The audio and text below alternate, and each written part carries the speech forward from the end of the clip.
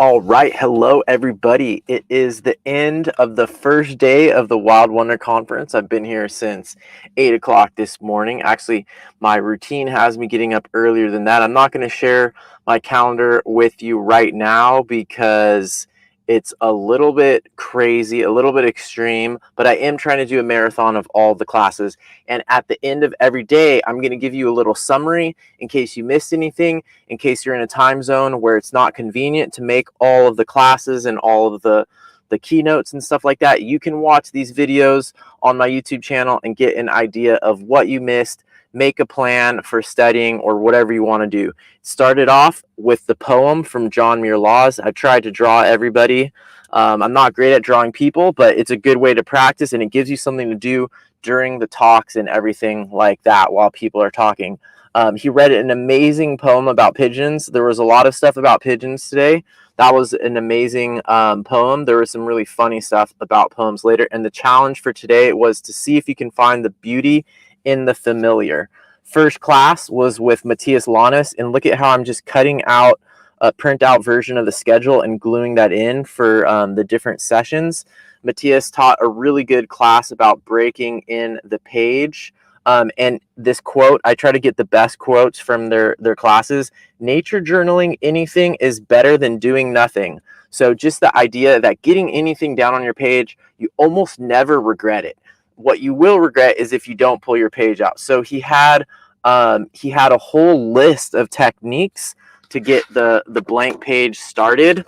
I had a couple scary moments because the internet where I'm at wasn't working. The internet wasn't working for a little bit and crashed a couple times during Matthias's class, which was really stressful for me because I was going to be teaching a class later. So I didn't drink my usual amount of caffeine this morning, but I definitely had a lot of nerves, a lot of excitement about the conference, but I think also just a lot of nerves because of so much preparation going into getting ready for my class. So despite my nerves about my class, I was able to do his class. We did a lot of these blind contours. He mentioned something about a Polaroid Snap digital instant camera. I'm gonna have to look that up later. Then he had this really cool reference photo that we got to work from. So we did have a drawing session.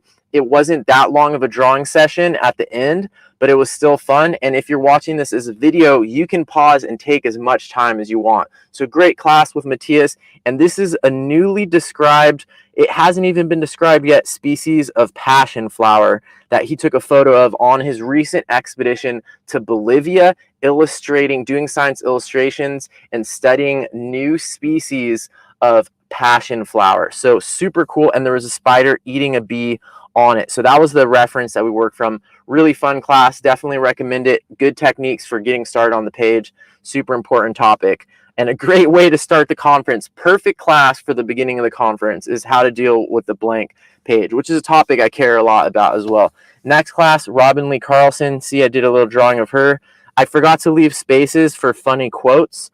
So I only got one quote from here. You can see here I pasted in, again, just cut out a piece from the schedule, glue it in. It's a really easy way to just put in the basic info. It's kind of like metadata on the class. She said, let the viewer fill in some of the texture. I tried to draw her main supplies, and I wanted to create it before the conference, but now I remember why I never made a video or a list of supplies before the conference. A lot of the teachers don't release their supplies until the last minute, and some of them mention a lot of supplies in the class that they didn't mention in advance or on Shed or anything like that. So if I have an extra 30 hours to go through all of the classes and list all of the supplies, I'll do that. But these are some of the supplies that she had for her class, and I learned a lot about her technique. We started drawing right away. She got us doing warm-ups and exercises right away, and she only uses 6 colors. She only uses 6 colors in her watercolor palette, and she uses dagger brushes. So very interesting. Here are some of the drawings I did from her class. This was supposed to be the slow one, but I did it fast. This is the slow one. So it was texture fast and slow. I really like Robin's style. So one of the things to decide on which classes you're going to take if you're doing these as a video or whatever is whether you like those people's style or not. if there's certain instructors, you looked at their Instagram, you saw my interviews with them, you're like, I like the way that person's art looks. It makes sense to take classes with them and try to see what they do. So this is a time-tested thing in the study of art, is find someone that you like and just really try to delve into what they do. That was the slow technique. This was the fast technique, which was direct watercolor. This was slow again, and you can't really see it, but there's really minute texture in there that I think is good, but it's almost too small. And then this was my fast newt, which didn't come out great. So that direct watercolor technique's hard for me. And then this is all the noise from my class, which was crazy, but I think it was fun. I don't really have a bunch of examples from it here, but it was about scrapbooking and junk journaling type techniques. I think it went well. It was fun. I have a whole nother sketchbook where I did a bunch of the examples in, but I think it went well. I was really I put a lot of time into preparing for this class this time. Next class, I had to go straight from teaching my class, and I had 15 minutes to get ready for Jean's class. Oh, that's right. I missed Pencil Miles and Chill today. Pencil Miles and Chill, I never miss it, but it was right before my class, and I just needed to be able to get my stuff ready before teaching my class. So I missed Pencil Miles and Chill. I don't think I've ever missed one in the history of the conference, but you know, it happens. And then here you can see some of the fun stuff that Jean McKay said during her class on collections, and we did these mushrooms. Unfortunately, this was a class where it would have been helpful if I had a full page spread, or maybe like a smaller sketchbook that I could do 2-page spread, because she was really talked a lot about how to fit it in the composition. She talked about which book she uses, which is often a 5.5 inch by 8.5 inch. It was really interesting to learn about her tools. She has an amazing style, so trying to copy that for 80 minutes and learn from her. Lots of good tips. She started off with a Cotman watercolor palette, which is a really basic palette from Winsor and Newton, but it was a really great class. She also starts with the shadow with her watercolor, and she keeps her watercolor really loose. What else? She says sketch and paint from life whenever you can, and she doesn't really want to have a house full of rocks. That's one of the things about collecting. Everybody collected rocks or did some type of collection when they were a kid. A lot of people do it as an adult. Doing it in your nature journal has a lot of benefits, and you don't end up with a house full of rocks. Then there was a talk from Rosemary Moscow. Super funny talk. She's always hilarious. And this was actually a hybrid event. So some people were there in person. She was speaking in person in the San Francisco Bay Area at the Foster Museum. And then it was also done on live, which is a really challenging thing to do logistically. She had some interesting stuff about her background that I didn't know about before. And these are all my sketch notes from her talk. So she said her publisher doesn't want her to do a book on gulls, which is funny. And then she talked about then the pigeons kiss, but actually they're simulating vomiting in each other's mouths. So sometimes it's funny just to get a few quotes like that.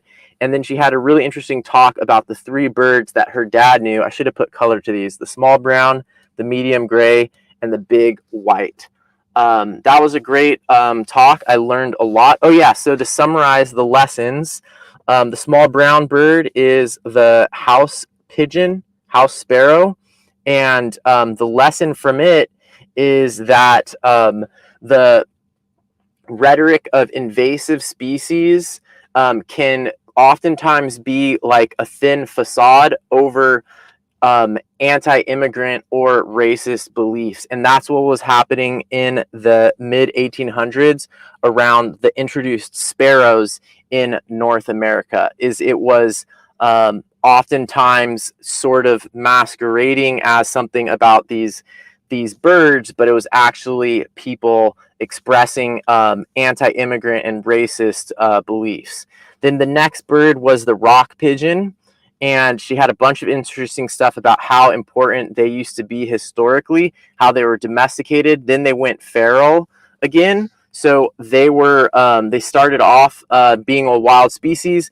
They came close to humans. Humans domesticated them, and then they've gone feral. And she talked about all of the breeds. I even drew one here that was called the Archangel breed because it was really beautiful. And she talked about how all of these breeds have sort of reverted to a feral state and oftentimes mixed together. She also talked about how there were not passenger pigeons, but messenger pigeons being used up until World War II. So I thought that was super interesting. And it wasn't until the 1960s that they started to get a bad reputation and they were getting blamed for disease. So in her talk, she summarized the lessons from these three birds, and each one had a lesson. And the lesson with the gull was the lesson with the pigeon, is context and history, that the context and the history are so important to understand about a bird like the pigeon. The last of her three birds was the gull. And it was really interesting that she mentioned how gulls were actually endangered in North America, and there was a lot of concerted conservation effort to save them, and they could have potentially gone extinct. So the lesson with them is to cherish what you have, because gulls almost went extinct, and they're considered sort of a trash bird today. But there was actually a time when environmentalists had to fight to save them. Then last but not least was this talk there was a dinner break, and then there was a talk with Jack sort of hosting, and Rosemary and Amy Tan. If you didn't know, Amy Tan, the famous author of novels, is also a nature journaler, and she has a new book. I haven't read it yet, but I just ordered it right now. I'm looking forward to it. And I've been seeing her drawings on the Nature Journal Club for many years on her backyard bird chronicles, which is super interesting. So they had a conversation all about everyday birds, these sort of backyard birds. People take them for granted. It was really funny. I saw my friends in the audience there in the foreground, which was cool. They looked like they were busy sketchnoting. And Amy Tan started off with a funny joke, and they talked a lot about the difference between looking at individuals versus looking at species. They talked about birding and the limitations of birding, and how nature journaling has helped Amy really look deeper, and she's found humor in the individuals. And Rosemary also mentioned how you can look up the leg bands on birds if you find banded birds and learn about individuals that way. There's a bunch of other funny stuff that came out. Oh, and also I love this, but they both like snakes. And I really, really appreciate that. I didn't know that Amy Tan liked snakes so much, and she said that they were one of the first animals she was really fascinated with. Rosemary has a really great story and comic about a corn snake she found on a cool night, and that climbed onto her head. She also has a snake tattoo. So that was really interesting to hear them both talk about snakes. I love snakes. So anyways, that's day one. And so just so you know, day two is going to be a little bit different. In the afternoon, there's going to be 3 classes. So there's going to be fewer keynotes, and then there's going to be a backstage pass. So my summary of the day is not going to happen until like 9, maybe even 9:30. So hopefully this summary helps you out. If it does, give it a thumbs up. It's a lot of work for me to try to do these at the end of the day after doing basically a 12-hour day of taking classes, teaching, taking notes, and trying to make some content that helps you navigate your way through the Wild Wonder Nature Journal Conference 2024, whether you're watching it live or you're going to come back to the video passes. Hopefully this video helped you out. And that might be Ray Bonto or Ray Bonto's dad. All right, and I'll see you tomorrow at the second day of Wild Wonder. Bye. Check out my interviews that I did with all the teachers too. Almost all the teachers. Bye.